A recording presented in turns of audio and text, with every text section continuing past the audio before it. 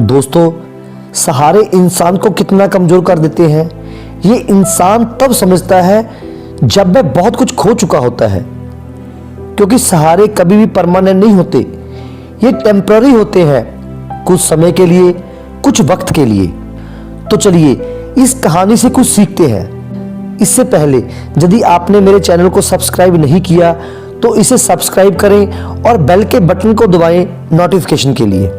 तो चलिए शुरू करते हैं। भारत का एक बादशाह सर्दियों की एक शाम जब अपने महल में दाखिल हो रहा था तो एक बूढ़े दरबान को देखा जो महल के बाहर दरवाजे पर पुरानी और बारीक वर्दी में पहरा दे रहा था। बादशाह ने उसके करीब अपनी सवारी को रुकवाया और उस दरबान से पूछने लगा, सर्दी नहीं लग रही क्या तुम्हें? दरबान ने जवाब दिया, बहुत लग रही है हजूर, मगर क्या करूं, गर्म वर्दी नहीं है मेरे पास, इसलिए बर्दाश्त करना पड़ता है।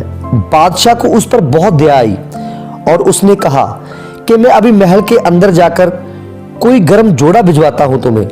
दरबान ने खुश होकर बादशाह को सलाम किया और उनका शुक्रिया अदा किया। लेकिन बादशाह जैसे ही महल में दाखिल हुआ वह दरबान के साथ किया अपना वादा भूल गया।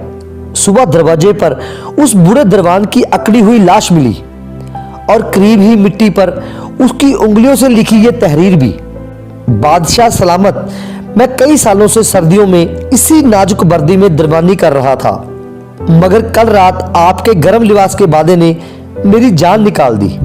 तो दोस्तों, ये कहानी हमें बहुत कुछ सिखा रही है। ये बिल्कुल सही है कि सहारे इंसान को खोखला कर देते हैं, किसी और से रखी उम्मीदें हमें कमजोर कर देती हैं। हमें ऐसे सहारों से बचना चाहिए। हमें अपने बल, अपनी ताकत पे जीना चाहिए। हमें अपनी जिंदगी की नींव खुद रखनी है और वो नींव सहारों की मोहताज नहीं होनी चाहिए।